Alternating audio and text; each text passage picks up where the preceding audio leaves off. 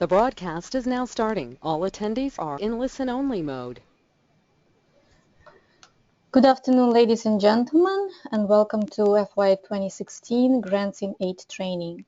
My name is Natalia. I am the presenter of today's webinar. I'm also one of the project officers here at the Office of Grants Management, Department of Community Services.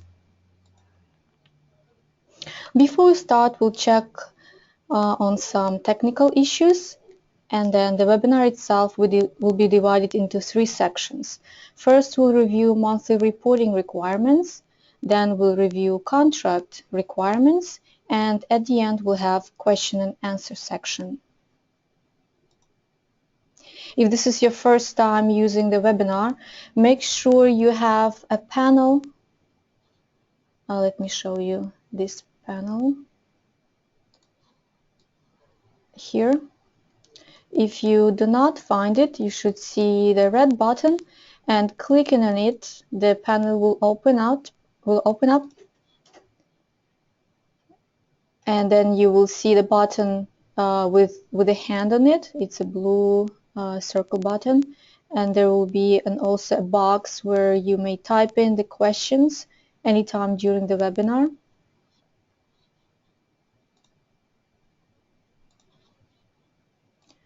So let's test your hearing and visual options. If you cannot see what's on the screen, please raise your hand.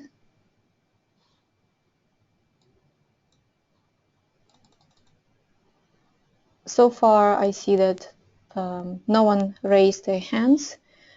In case you will not see what's on the screen, you need to refer to the handouts I emailed out to you and use them as I go through the webinar. If you cannot hear me, please raise your hand.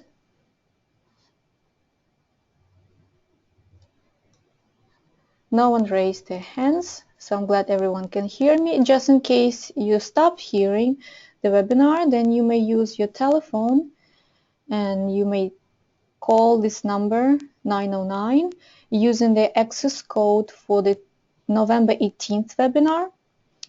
If you experience any other technical issues, please call the number listed down below and ask for further assistance.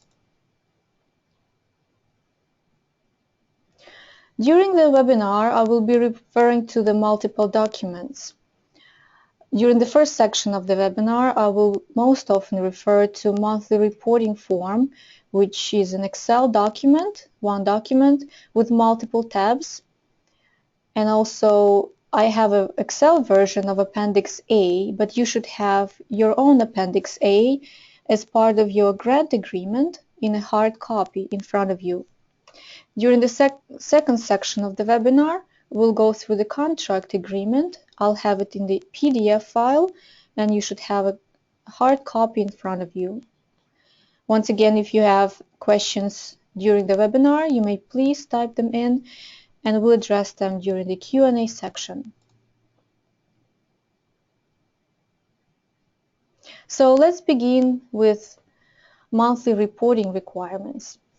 As grants in aid recipients, you are required to submit invoices or status reports on a monthly basis for the costs incurred and for the activities accomplished during the reporting period.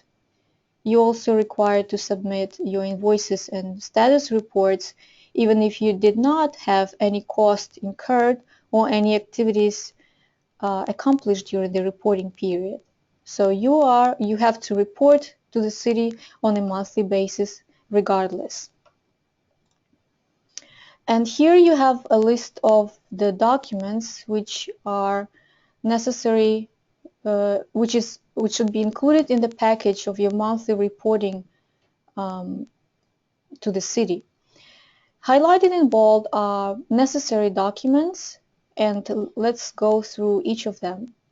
The first one is the monthly deliverable cost and activities report. It is a one-page form which must be submitted in the original hard copy signed by authorized personnel. Let's take a look at this form right now. As I mentioned earlier, it is one-page invoice. This is your actual invoice. I would call it a cover page or a summary page of your monthly reporting. Our grant administrator call it a table of content. On the top, you fill out information about your organization, agreement number, and reporting month. You will notice that this form is divided into 3 sections. The first section, highlighted in green, pertains to your financials, your cost incurred, and expenditures that you are invoicing the city for during the reporting period.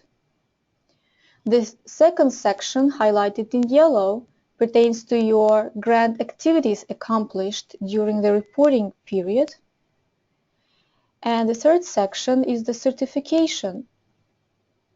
And as you may notice, it's divided into 2 sides. The left side, highlighted in green, pertains to your financial section. And if the personnel who prepares financial reporting or expenditures may certify only on the financial section here. And the program staff who only prepares the program activities may certify only for the program activities side, this section here. But please note, any of the person that will be signing on the monthly reporting form needs to be authorized by either your board of directors. Majority of you have submitted this certificate of the board of directors that assign authority to a certain personnel to sign on a grant related documentations. If you would like somebody else to sign on monthly reporting form, or you would like additional personnel to sign on a monthly reporting form, then you will need to fill out the supplemental form on your agency's letterhead, listing the name, title, and original signature of the personnel who would be signing on the monthly reporting form. And this needs to be remitted to our office in the original hard copy. And make sure that this form needs to be signed by either board of directors or the personnel who was originally authorized by the board of directors to sign on the grant-related documentations. Let me close these 2 forms now. So once again, make sure that this invoice is signed on both sides. And let's move on back to the top section, and let's review the finance portion of your monthly reporting first. Here I would like you to have your Appendix A in front of you. The first page of your Appendix A is the budget. So I would suggest to copy and paste all the budget categories and budgeted amounts from your Appendix A, this section. Again, copy and paste into this form, monthly deliverable cost and activities report, here. So this should not be changing on a month-to-month basis unless you do revisions to your budget. Since this will be your first month reporting, you will be filling in your costs, your expenditures incurred during the reporting period in this column here. The cells highlighted in yellow have formula in them, so you don't need to worry about those highlighted in yellow cells.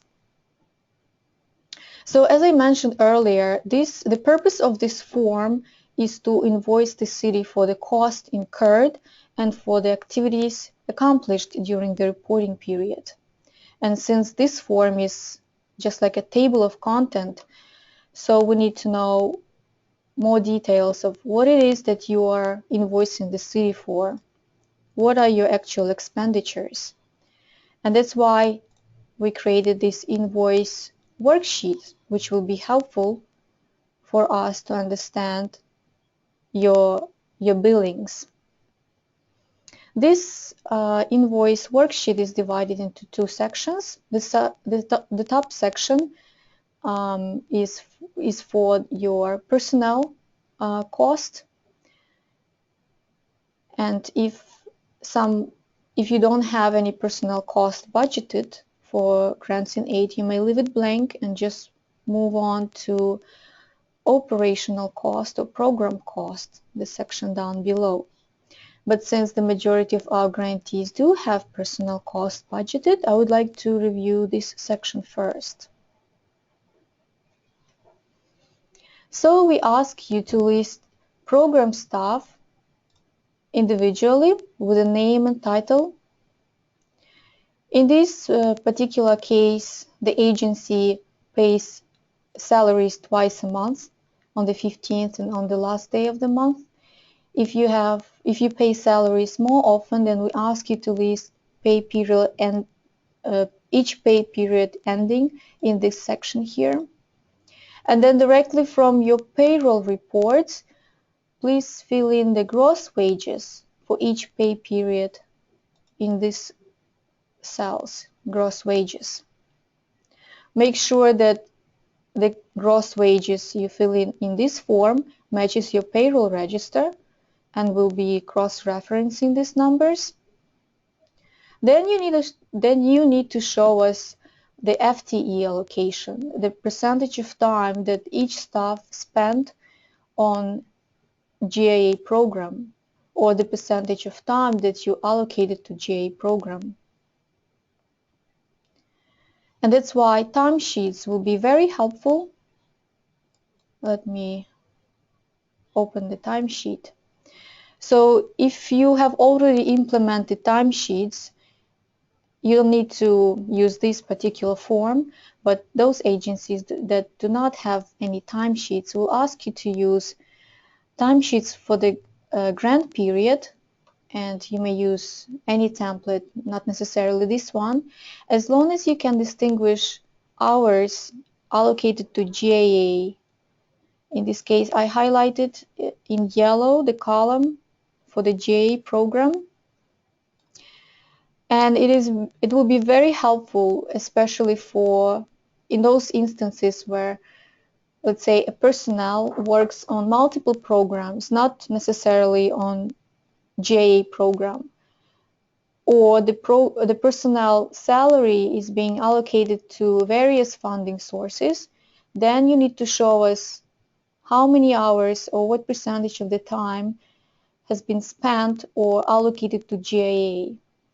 So in this particular case, let's say one program staff spent 84 hours working on GAA-related program, and to arrive at the FTE allocation, we simply divide the total hours spent on GAA program by total hours worked for the month. In this case, we have 48%, so that staff spent 48% working on GAA program. So this 48% should match the worksheet, the invoice worksheet. It's here. And you only bill us for 48% of this particular staff. The formula will calculate GAA applicable wages. So it's gross wages times the FTE applicable to GAA, which is in this case 48%. If you have payroll taxes budgeted, then you list them and sum up the percentages here. The formula will once again calculate payroll taxes applicable to GAA. If you also have fringe benefits budgeted for the program, then you list them. It may be retirement, life insurance, or anything else. You sum up the percentages of the fringes, and the formula will apply that percentage to GAA-related wages. We listed health insurance in the separate columns just because each personnel may have a different monthly health insurance plan, Either it is medical insurance or dental insurance or both. Either it is single rate or family rate. That's why health insurance is listed separate. So for each personnel, we ask you to list monthly health insurance coverage that the organization pay for each personnel. And then you allocate health insurance using the same FTE ratio that you use for the GA wages.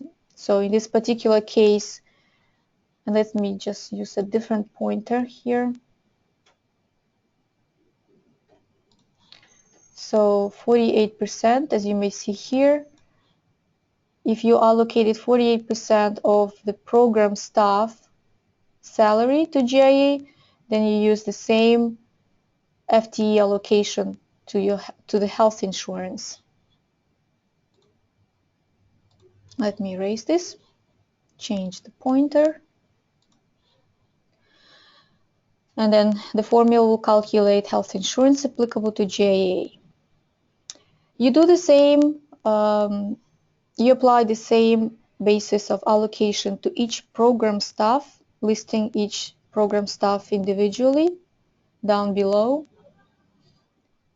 The formula will calculate the total program personnel salaries, fringes, taxes. If you have administrative staff budgeted for the program, you do the same thing, listing administrative staff separately, filling out the information regarding wages, taxes, fringe benefits, and health insurance.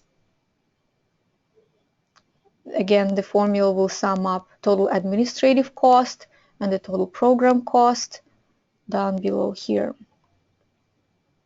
And make sure that these numbers, the totals on this worksheet, will match the totals that you would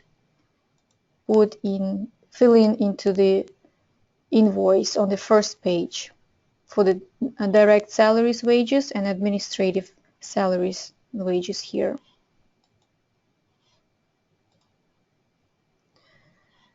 Let's move on to the program cost. Once again, from your Appendix A, and let me open again Appendix A,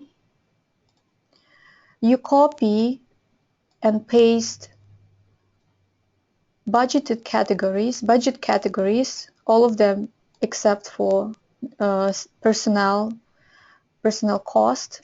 So you copy these and paste into this detail worksheet here in this section. And then you fill out information for the cost incurred during the reporting period for any of these budget categories. In this section here in the middle, we ask you to provide description of the cost and basis of allocation to the grant. So let's say if you do not charge the total cost, the total invoice to the GA program, only a portion of it, then we ask you to indicate what was the basis of allocation and provide a description of the cost, especially for the cost which is not so obvious, because again, we're not experts in your program, so sometimes it will be hard for us to understand how that item related to the program. So we ask you to provide some description how the item purchased or any other cost incurred was directly related to the program. For some budget categories for which you may purchase multiple items, and in this case let's look at the program activity supplies, this item budget category here. So let's say if you purchase multiple items and you list the total here, in this case it's $242.33, then we ask you to provide a supplemental worksheet for program activities only. So I'm going to the next tab, supplemental program activities worksheet. In this worksheet you list all the receipts or invoices that pertain to the program activities budget category. You're listing all the vendors from the receipts and invoices, the total receipt and invoice, percentage allocated to GAA. In case if you do not charge the total receipt to GAA, the formula will calculate GAA expense. And here you will provide, once again, description of the cost.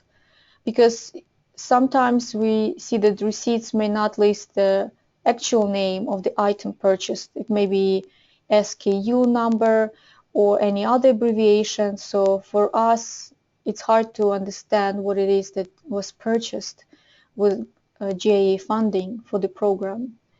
That's why we reserve this section for you to fill in the information with.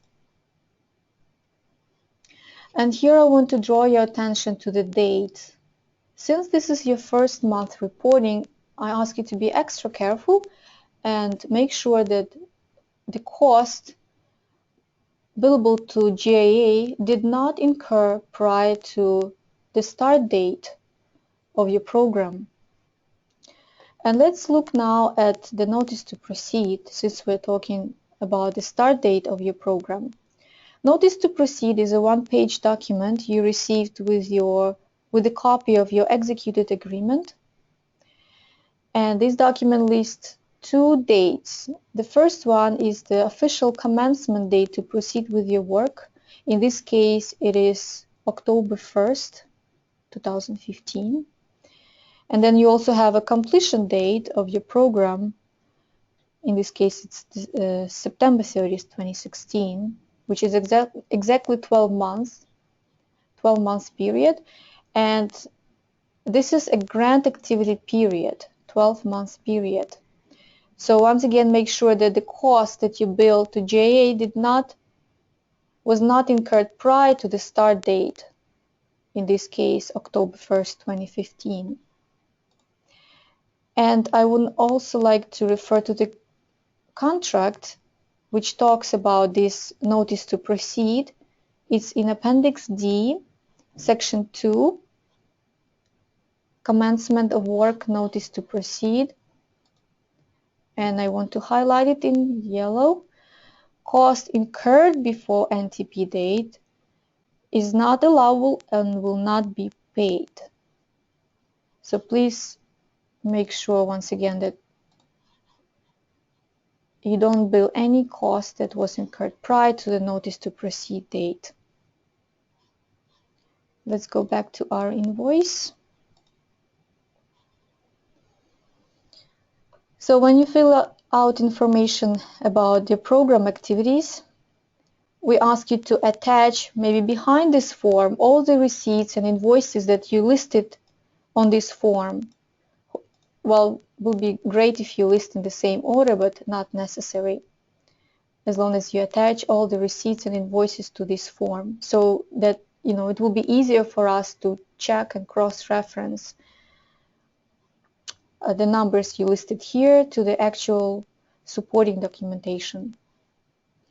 The same form, the same supplemental form is needed for other budget categories, let's say telecommunication, where you have budgeted, let's say, internet, cell phone, or telephone for various locations, for various program personnel, and you may have multiple invoices submitted with monthly reporting. And in order for us to understand and track and review telecommunication expenditures, we once again ask you to fill in this form, which will help us to review. And so you list all the vendors, all the receipts and invoices pertaining to your telecommunication budget category, the total invoice receipt amount, percentage that you allocated to GAA, and we ask you to provide the basis of allocation in those cases where you do not charge 100% of the invoice total to GAA program. Make sure that the service period is prorated whenever it's necessary, especially with the first month reporting, if your utility invoice service period doesn't match, does not match the first month reporting, like in this case, invoice from Verizon covers the service period from September 16th through October 15th, then you may only allocate Verizon costs from October 1st through October 15th, but not the total period, because your grant activity started on October 1st. So once again, you list all the invoices, receipts, and you attach all the invoices, receipts behind this form. Make sure that the total JA expenses listed on this supplemental form will match your invoice worksheet in this cell, telecommunications here. And if again you have multiple items for some other budget categories, you may create your own form and list all the receipts, invoices, and basis of allocation, attach copies of invoices, receipts, and submit them in that order. If you have mileage budgeted for the program, then we ask you to provide the mileage log with the note of the basis, with allocation basis to the GA grant. We mentioned about the timesheets. So once you fill out all these supplemental worksheets from this invoice worksheet, you may now transfer these totals into monthly deliverable costs and activities report in this column here. So having all these supplemental worksheets will help us understand what specific cost was budgeted, billed to GA program, and we may in this way understand how the cost, or you may provide us more information how the cost that you billed to GA related to the program for that particular month. Let's move on to the deliverable section. In this section, you would report grant activities accomplished for the month. This will be your first month reporting, so you fill in your deliverable activities in this column. From your Appendix A, let me open Appendix A. Now will be the second page,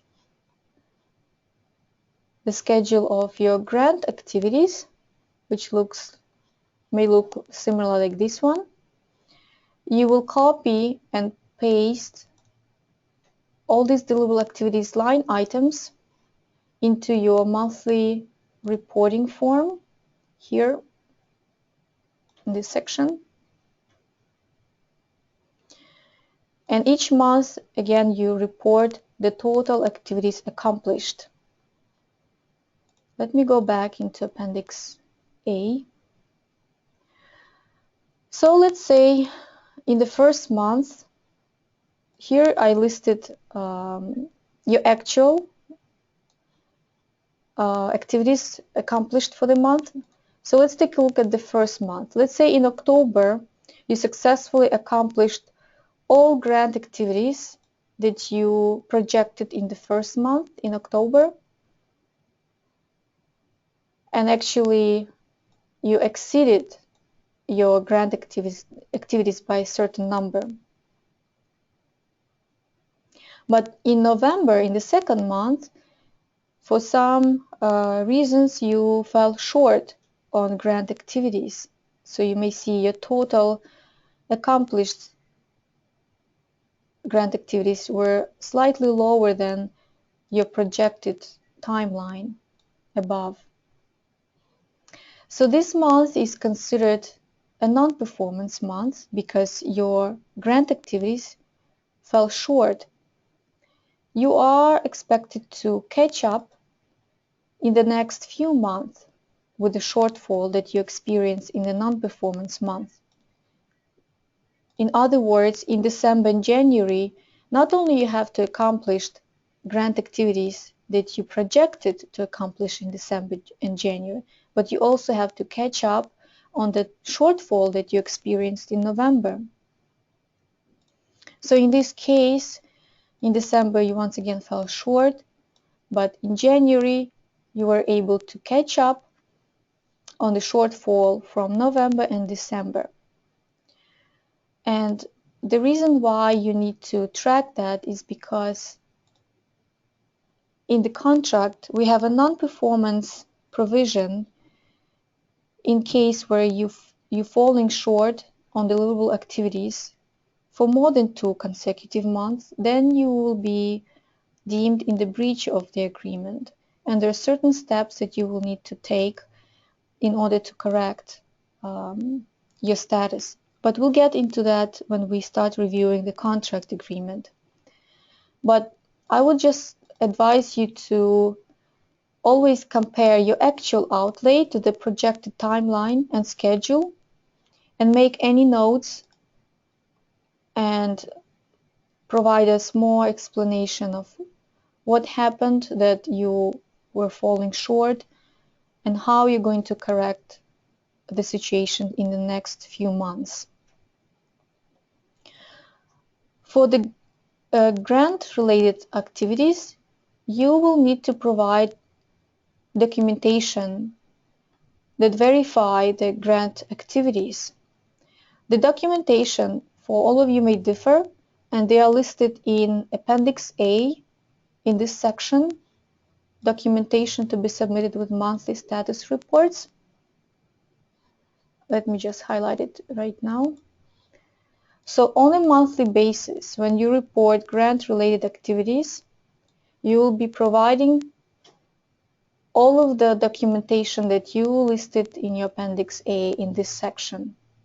So for each deliverable line item, there should be a certain documentation that will verify your activities accomplished.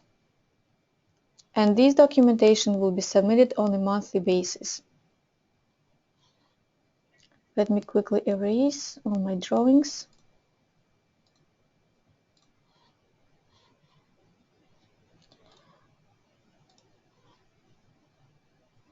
So once again, you fill out the information here, you sign on both sides, and your monthly invoice is ready. But there are certain other documentation that you will be providing with the invoice. I mentioned about the invoice worksheet and any other supplemental worksheets that you may need to provide depending on your program. You will also be providing a set of documentation which are listed on your Appendix A to verify the expenditures. Let me go back to Appendix A again, the first section, your budget. And I want to draw your attention to the column. Let me highlight it in right now. This. So so each of you will have different documentation listed in this section. But what it is you need to provide all this documentation that you listed in your Appendix A next to the budgeted amounts for the first 2 reporting months.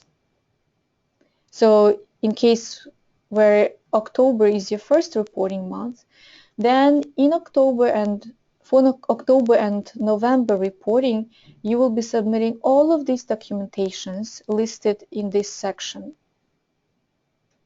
These are the documentation that will verify expenses, invoices, receipts, payroll registers. And if in the first 2 months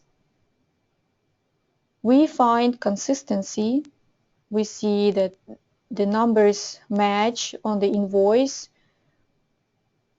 on the vendor's invoices to the worksheets that you submitted, then you will be only randomly asked to provide this documentation later on during the grant period.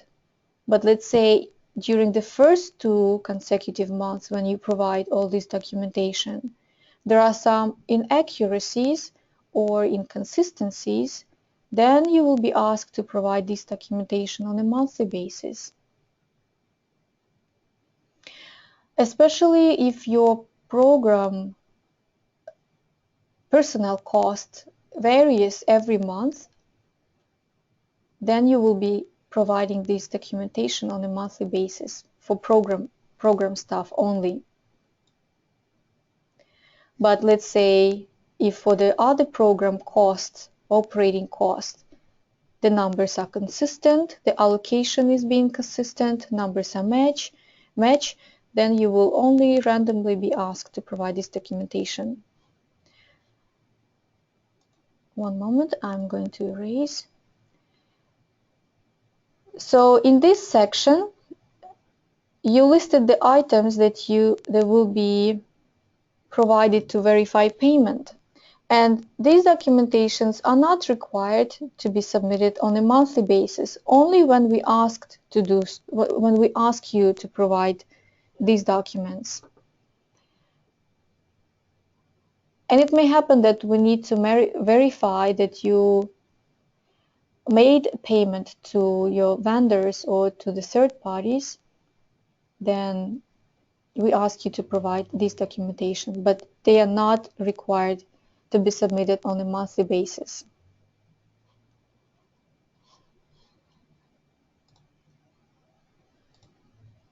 Okay, one moment, I'm just going to change my pointer.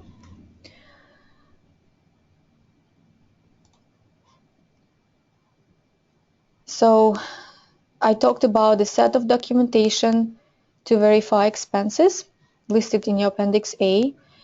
Then I talked about the documentation that you will be providing to verify deliverables. Those are also listed in your Appendix A.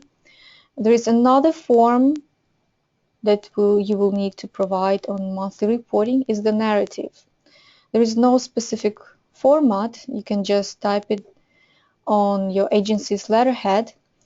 It's just a narrative or a summary of your grant activities, accomplishments, such as event dates, some success stories or challenges, or in case you are in a non-performance month, maybe you want to provide a small explanation of the situations or what corrective actions you will be taking in the next month to correct the non-performance status.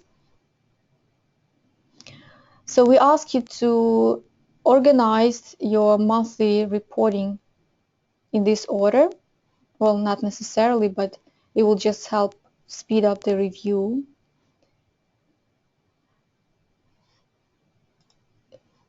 Your monthly reporting is due on the 15th day of the month following the reporting period.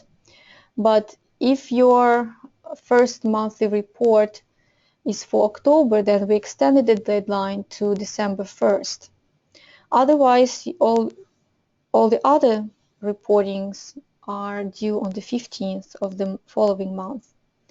You may submit your invoice to this address. You may mail it or stop by and hand deliver. You may attention your project officer's name. Some of the project officers, like me particular, prefer when the grantees email me a soft copy of their invoices. If I have time, I may review ahead of time. Well, I may take a look ahead of time and point out if there are some missing information.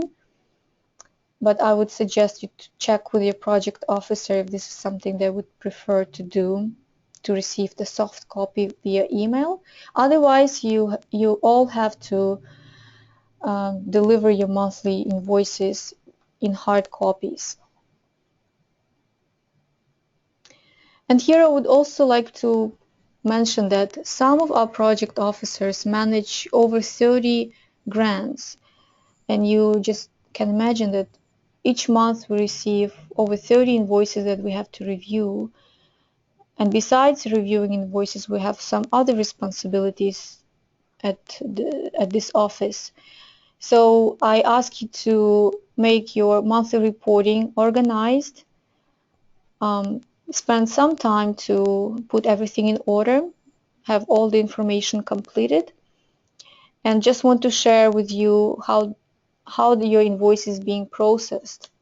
When you submit your monthly invoice, the project officer is the first person who will take a look at it, and if the project officer has no questions, then he or she will sign off and submits to administrator, who would also review, and if the administrator has a few questions or clarifications, then administrator will go back to project officer, ask all these questions, and the project officer will ask those questions, ask you those questions, and then once it's clarified, uh, administrator will sign off and submits the invoice to the director of Department of Community Services. And in case when director has any questions or concerns, invoice comes back to the administrator, then administrator will ask questions to the project officer, and if the project officer doesn't know the answers, he or she will contact the agency directly. And let's say if the director signs off on your invoice, then your invoice is transferred to Department of Budget and Fiscal Services. And then your invoice is being reviewed by accountants at Department of Budget and Fiscal Services. And they look at the invoice with different sets of eyes. They may notice something that we haven't noticed here in our office, or they may have some other questions that we didn't think of asking you. So then the accountants at budget and fiscal officers will contact project officer, and the project officer will contact you for more clarification. So as you may see, the invoice goes through various channels, and if the invoice is complete, if invoice has all the information that we ask you to provide, then the processing time will be a lot shorter, and your invoice will be paid a lot quicker than the invoice which misses information or information is inaccurate. Then we have this back and forth question and answers in order for us to understand and complete the review of the invoice. I just went over your monthly reporting requirements. All these forms that we went through will be posted on our website shortly. And once again, I emailed them to you, so you have the soft copies of all these forms. If you have any questions regarding the forms, you may contact your project officers. Your first monthly report, if it's for the month of October, will be due on December 1st. Otherwise, all the subsequent reports are due on the 15th day of the month.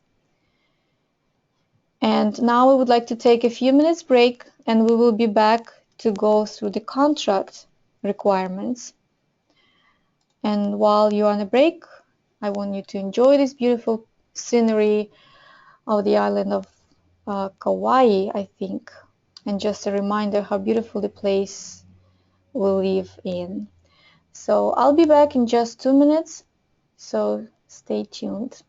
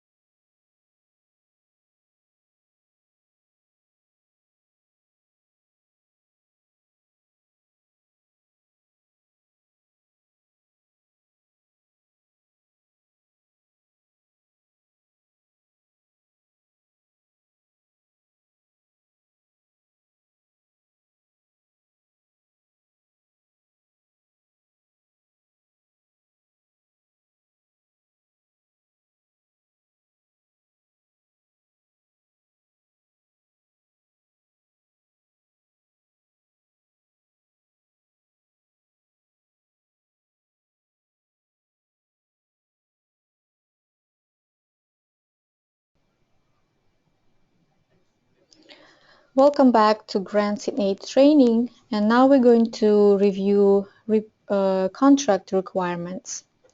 I would like you to open your contract at Appendix C.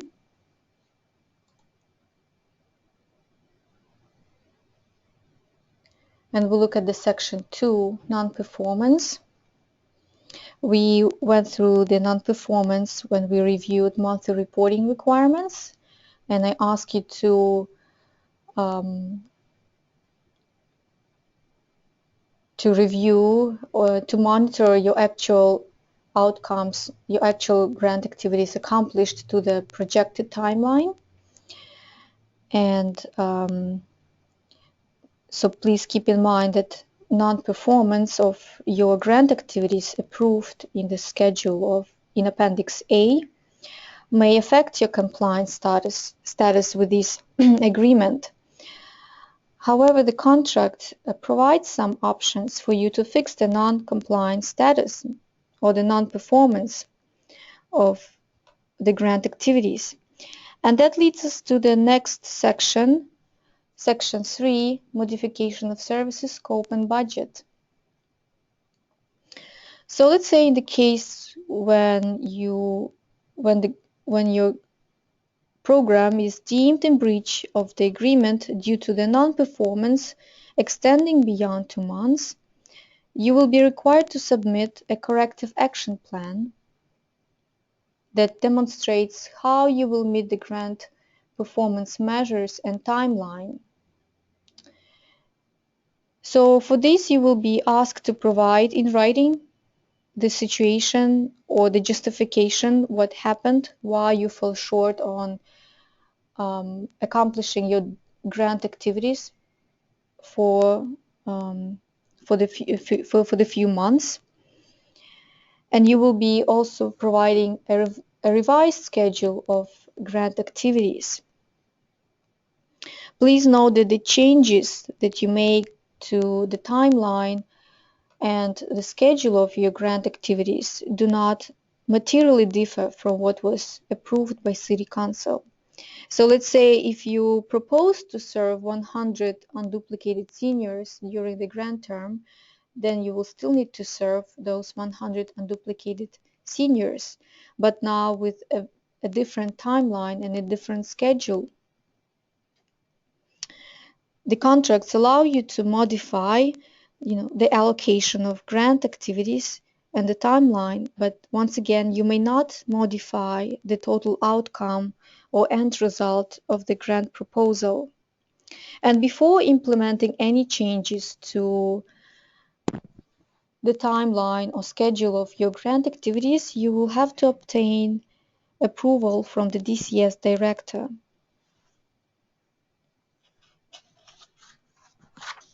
Let's look at some other scenarios for which the contract allows modifications.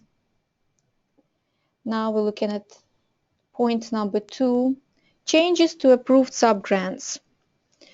If in the grant application you indicated that some of your services will be subcontracted and the selection of your subgrants was subsequently approved by the City Council, then any changes to subgrants need to be approved by DCS director. And what you have to do is submit a narrative, a written request explaining the need to change your subgrants and reassure that the new subgrants will not affect the scope of services. So in this case, again, you will be providing a written request, and before making any changes to subgrants, you'll wait for DCS director approval. Point number 3, transfer of expenditures to an unbudgeted line item. In the situation where you need to expand the grant funds on items unbudgeted, you will have to ask for prior approval. And in this case, again, you will be providing a written justification, a written explanation, what it is that you need to expand the grant funding for. And in this case, you will be also providing us a revised Appendix A, which is a budget, indicating a new budget line item, new budget category, and showing how you're going to reallocate the funds between the budgeted line items. And again, prior to expending the grant funds on unbudgeted items, please ask for the prior approval in order to avoid the expenditures being disallowed and not reimbursed. The fourth scenario, budget category expenditure variances which cumulatively exceed 10% of the grant amount. So if you expended some of the budget categories and the cumulative variances exceeded 10% of your grant amount, then you will need to modify your budget and ask for the approval of the modified budget in order to proceed with the changes.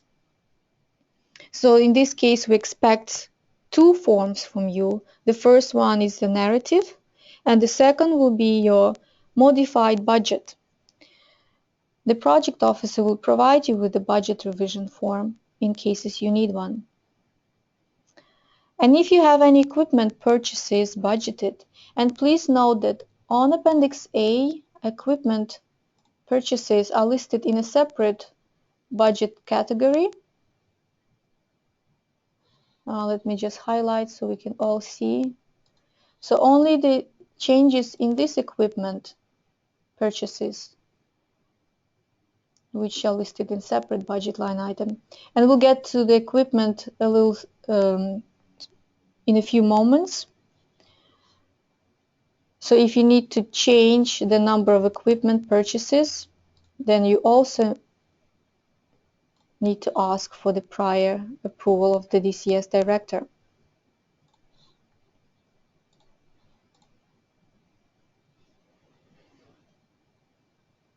In any of the scenarios mentioned above, or in any other special cases where you need to modify the budget or the timeline or schedule of your grant-related activities, first thing to do is to contact your project officer, explaining the situation, and before making any changes, you will have to wait for the approval.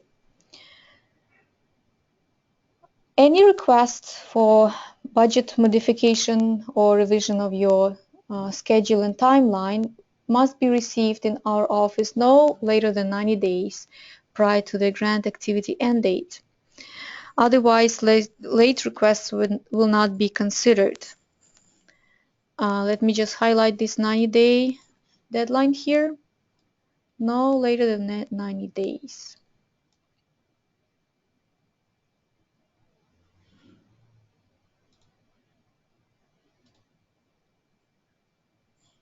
Okay, I'm just changing the pointer now.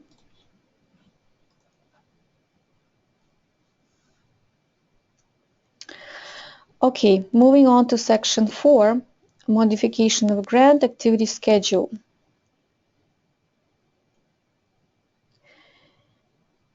Remember I mentioned when we looked at notice to proceed, there were two dates listed, and I mentioned that the total grant activity period is 12 months, which was indicated on the notice to proceed.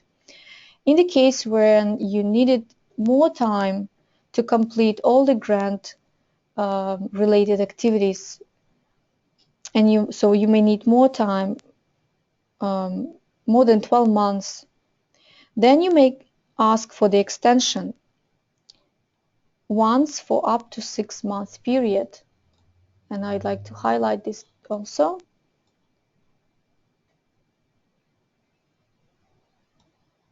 So only in cases where when you ran into the situation out of your control, or you experienced any delays and you may not fulfill all the grant requirements within the 12 months period, then you have this option to extend your grant activity period once for up to 6 months period.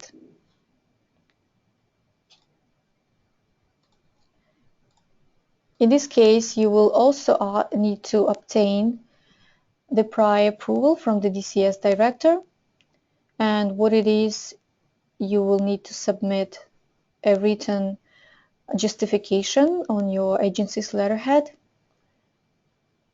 and you would also need to provide a revised Appendix A, the schedule of your grant activities. Let me open the Appendix A.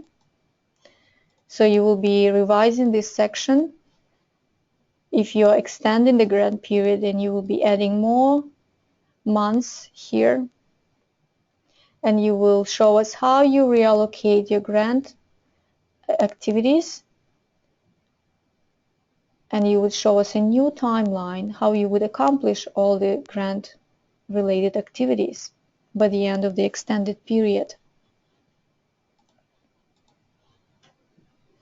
Please note that request for the extension will also need to be received in our office no later than 90 days prior to the expiration of the grant of the agreement period. This 90-day expiration, the 90-day deadline here.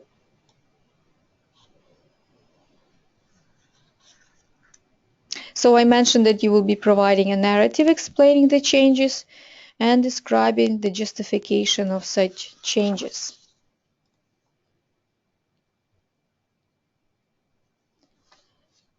In cases when you fall considerably behind the schedule to deliver all proposed grant activities due to some severe situations out of your control, the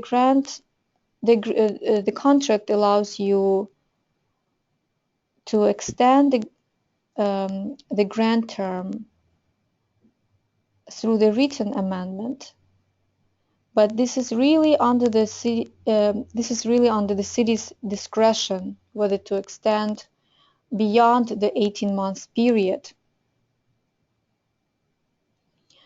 This particular section applies to those grantees who received the funding reduction from the proposed budget. And those grantees who did receive the funding reduction, if the mayor approves the release of those additional fundings next year, then through a written amendment, your grant agreement will be extended, and you will continue delivering. You will continue with the program, provided that you, with the stipulation that you provide additional grant activities. But at this time, we don't have much information to share with you. We might know more in the spring of 2016. I mentioned about the notice to proceed, about the cost that if it incurred before the NTP date will be not allowable and will not be paid. And now I'm looking at section 3, still appendix D. Grant activity involves a capital asset purchase. For those grantees who budgeted capital asset purchases, then this section applies to you. And for this particular grant agreement, the capital asset is the one with the acquisition cost exceeding the greater of $10,000 or 10% of the grant amount per unit, and initial depreciable useful life extending beyond one financial reporting period of the grantee. So in these cases, when you did budget capital asset purchases, your grant term will be extended for the period reflective of the grant asset's depreciable useful life, but no longer the 5 years.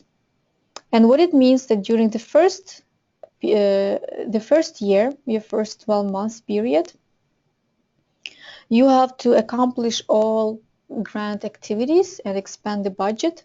In the subsequent years, you will be reporting on an annual basis your grant activities pertaining to the capital asset.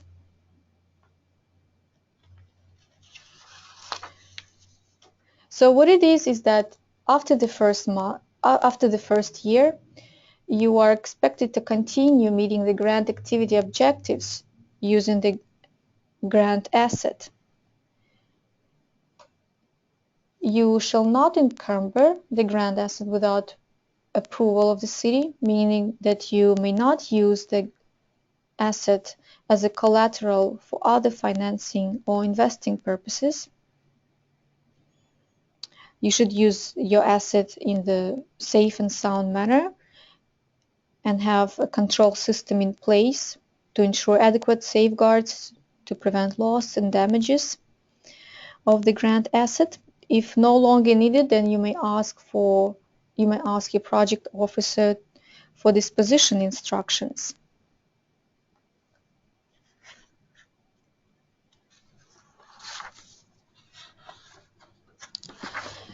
Now let's look at Appendix A,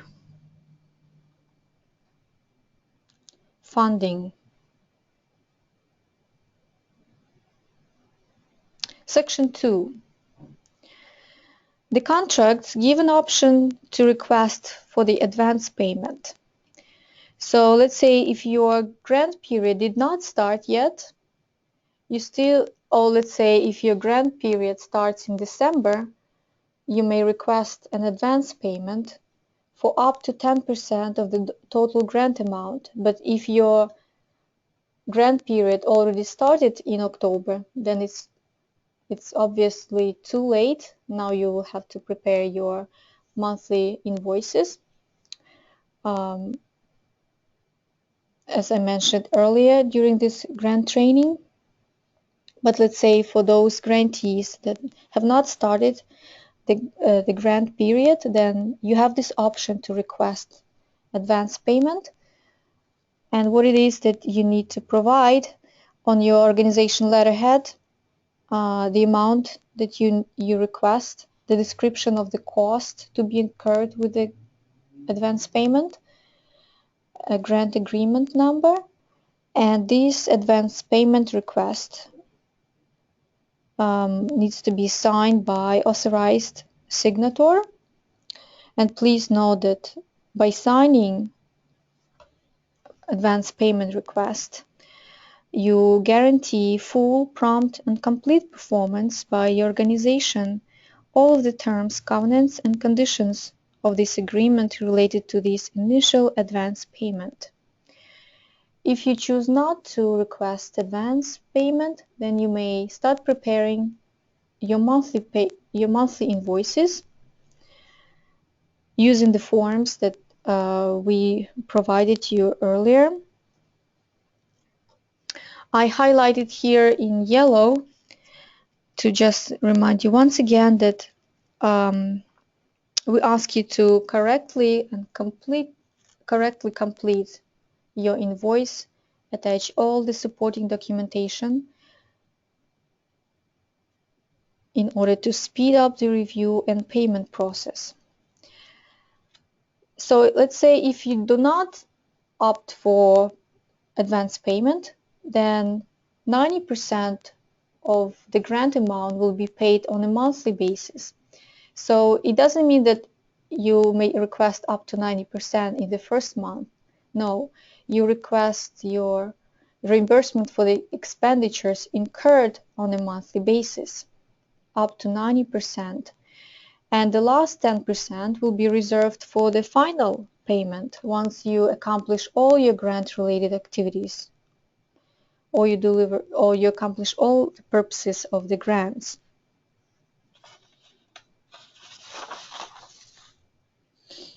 Moving down, staying on Appendix E, now I'm looking at the Section B, and I'd like to highlight in yellow.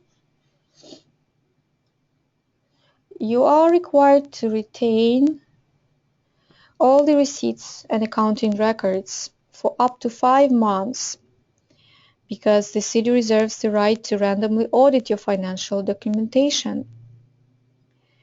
All the supporting documentation must be maintained and readily available upon request by the city.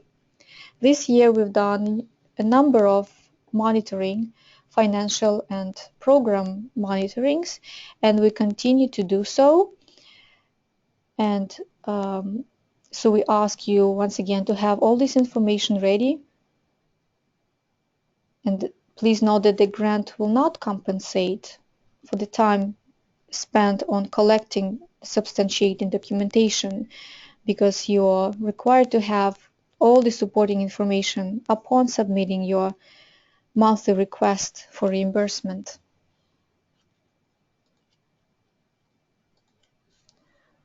I'm just changing my highlighter here.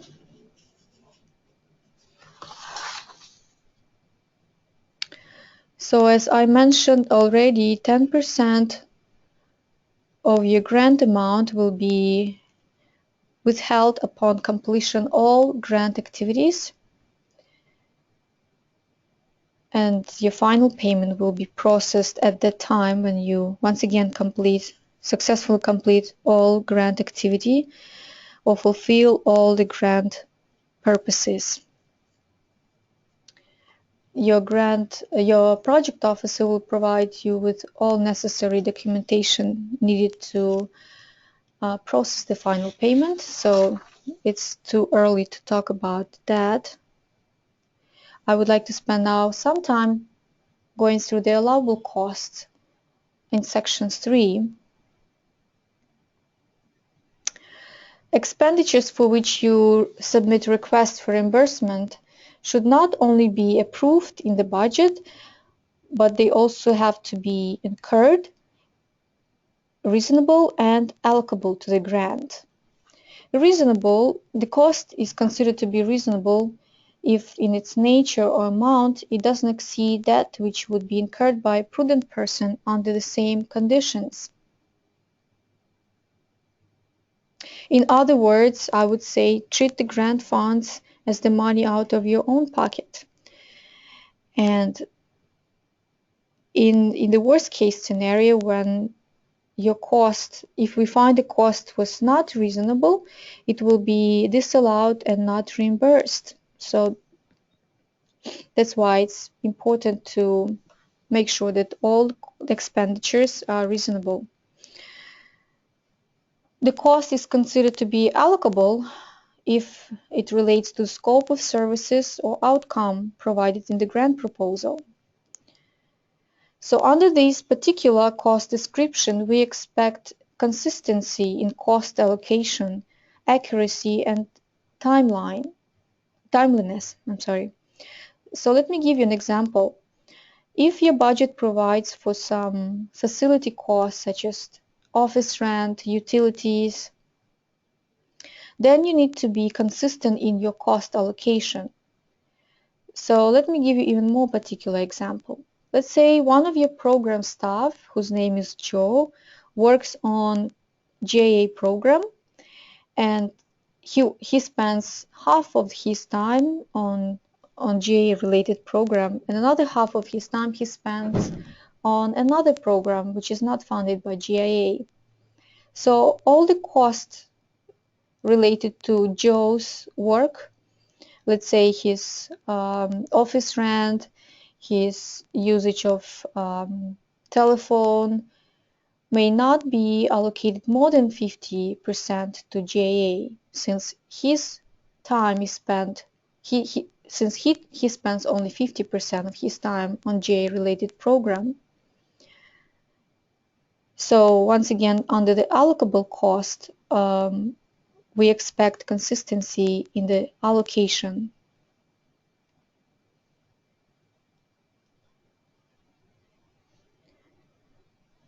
If you have indirect cost budgeted, it's not only the 5% of the expenditures that is available, but we expect you to provide justification and show us what specific cost that you allocate under this budget category.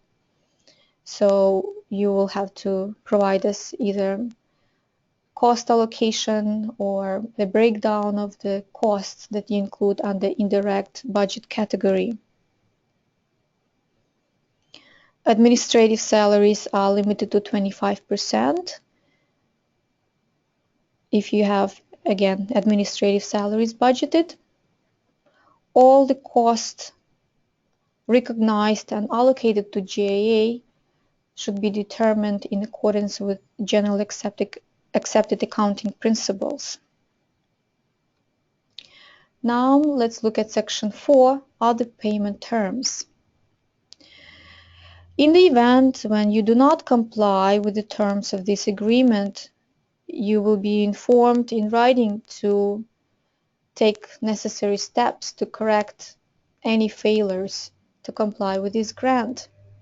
You will be given 10 working days in which to respond with a plan agreeable to the city for the correction of deficiencies. If you don't take any corrective actions, then the city may take actions authorized by this grant or by law. But usually we try to work out a plan, and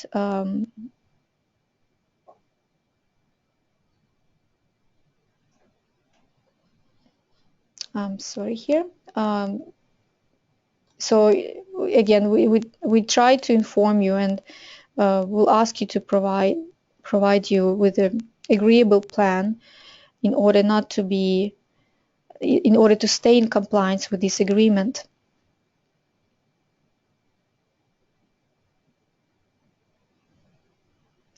And especially when your invoices are not being processed and paid for quite some time, then it's a good time to check with your project officer if there is anything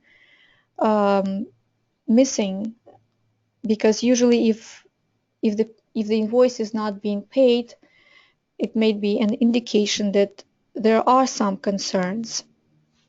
So check with your project officer from time to time on the status of your payment to make sure that they have all the information necessary to complete the payment.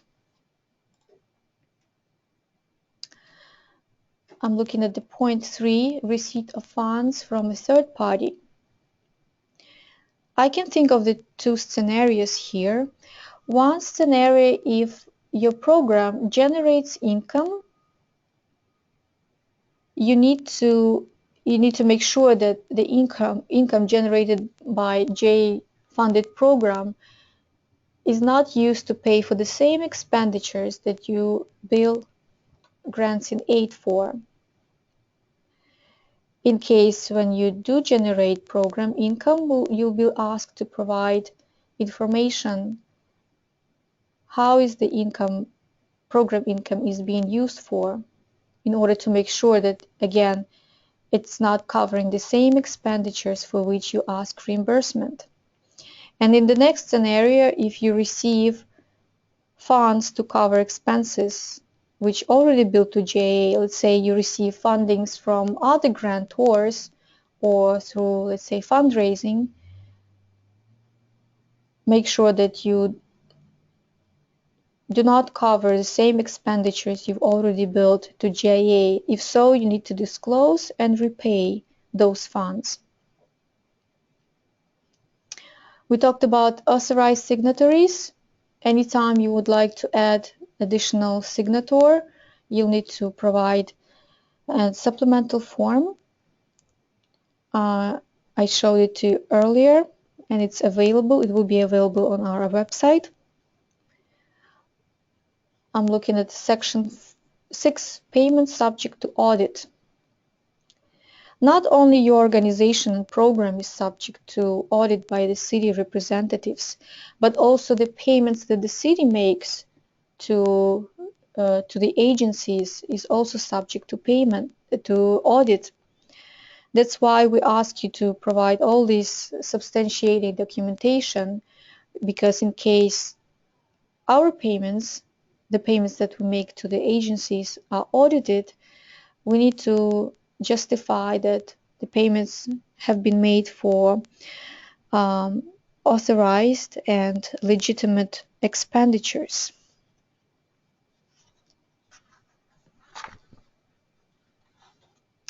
Now let's move on to Appendix F.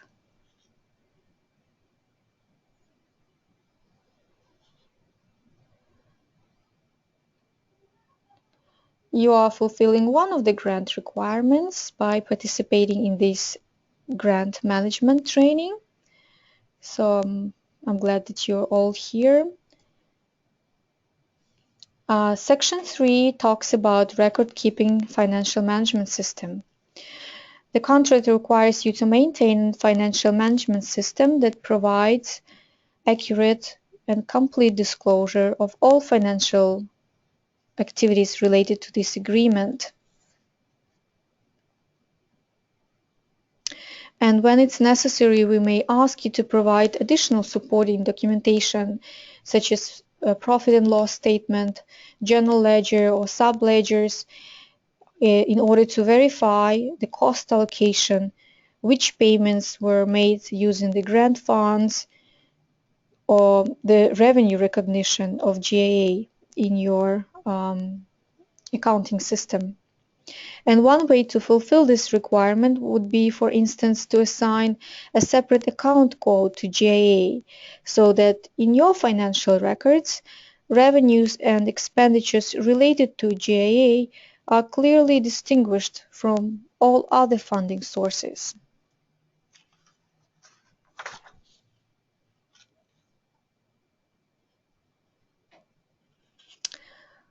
Moving down to section 5, inspections and monitoring.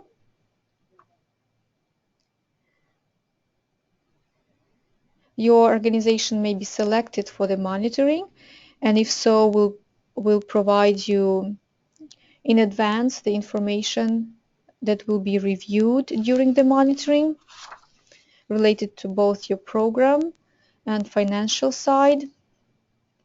We may review your books and records, make copies. All this information will be kept confidential.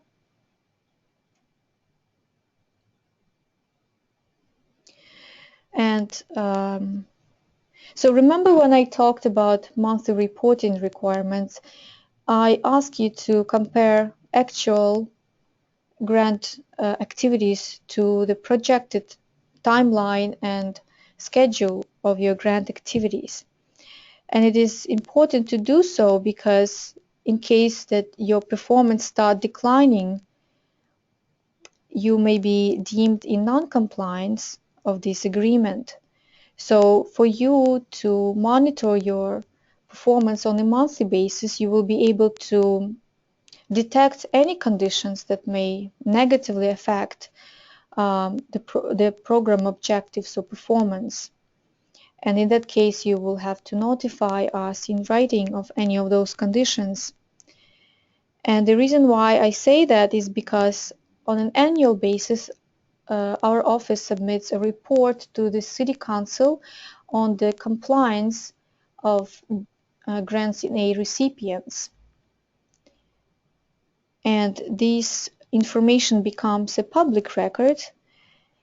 And this year, just want to share with you that some local news station got interested in a few agencies whose grants in aid program was non-compliant at the time. We don't know if they continue to come and ask for this information, but this is something just to keep in mind.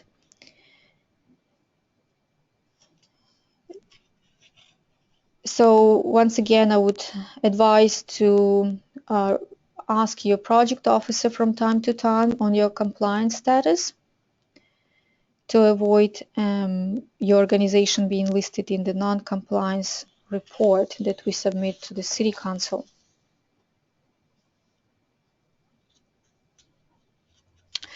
The Section 8 of Appendix F actually provides more explanation.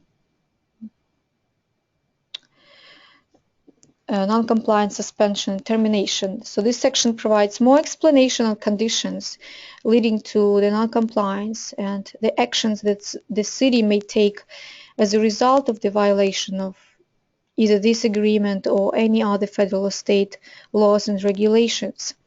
So please be aware of all these conditions and the actions that the city may take. I hope that we don't have to exercise any of the actions mentioned above, and that all of you have a successful grant implementation this year. Moving on to the insurance requirements, section 10. Prior to entering into contractual agreement, you were asked to comply with the insurance requirements. So please maintain the same insurance requirements. Don't cancel any of your insurances during this grant term. Section 11, talks about conflict of interest.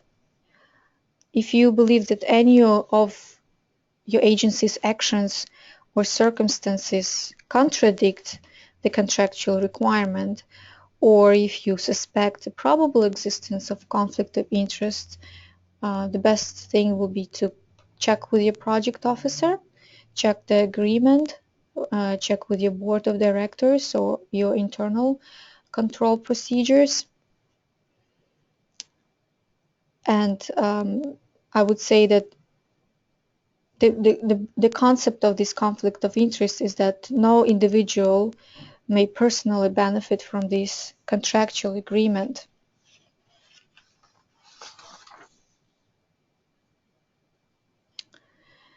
And one of the last sections that we're going to review is section 12, procurement, subcontracting, and fiscal sponsorship. So if in the grant proposal you indicated that some of your services would be subcontracted and the selection of the subcontractor was subsequently approved by the City Council, you may proceed with working with the selected subcontractor. But let's say in case when you did not select your subcontractor and you are in the process of selecting one, then you, prior to entering into a written agreement with a subcontractor, you have to ask and obtain city's written consent. Let me use my highlighter here.